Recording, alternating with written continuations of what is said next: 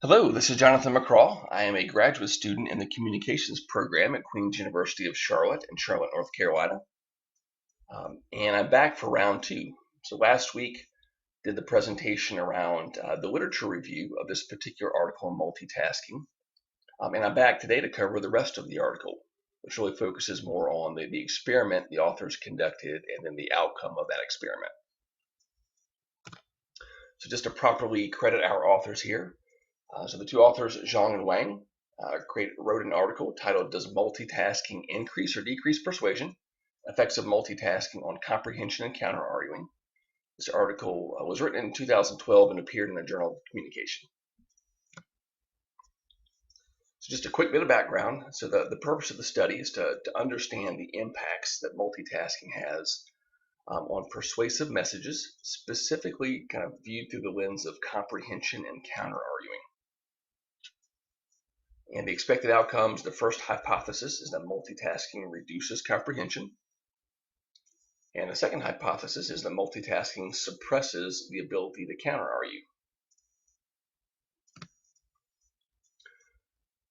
From a survey methodology perspective, talking about participants here, there were 88 undergraduate students who participated, and the mean age was around 23 years.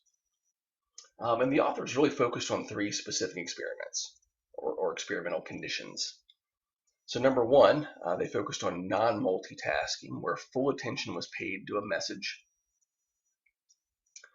In condition two, they focused on multitasking with primary attention being paid to that message and with secondary attention being paid to a specific video that was shown. And then third, multitasking with secondary attention being paid to that message, where primary attention was paid to that video. In terms of measures for the survey, really two different types. The authors asked the participants to self-report their overall ability to comprehend and counter-argue during those conditions I just mentioned. They used a 7-point scale there, with 1 being not at all and 7 being very much. And then for both cases, there were objective measures as well that were done by two objective coders who reviewed responses from the participants and graded those according to predefined criteria. So probably no big surprise here. From an outcome perspective, the effects on comprehension, authors confirm that even whether through self-reporting or through the objective measures I just talked about, multitasking does indeed reduce comprehension. And then secondly, from a counter-arguing perspective, the authors confirm that multitasking does indeed suppress counter-arguing as well.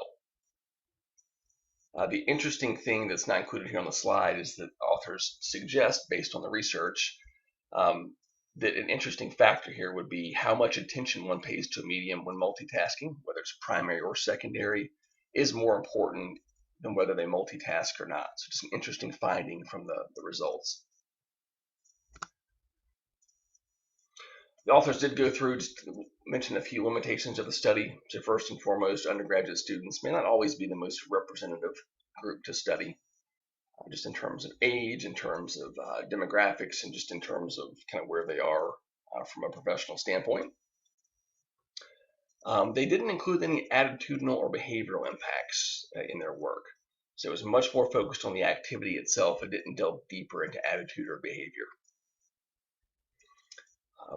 The video message itself was displayed or projected on a screen versus displayed on the television, which is probably more likely to be the condition that most people would experience in real life. And then lastly, they only considered the effect on one type of multitasking. So didn't dig more deeply into whether it would be multimedia multitasking or traditional multitasking there. So that's a quick run through. Good study, good article. I would certainly encourage you to read it if you have any interest in multitasking at all. And thank you very much. Appreciate your time.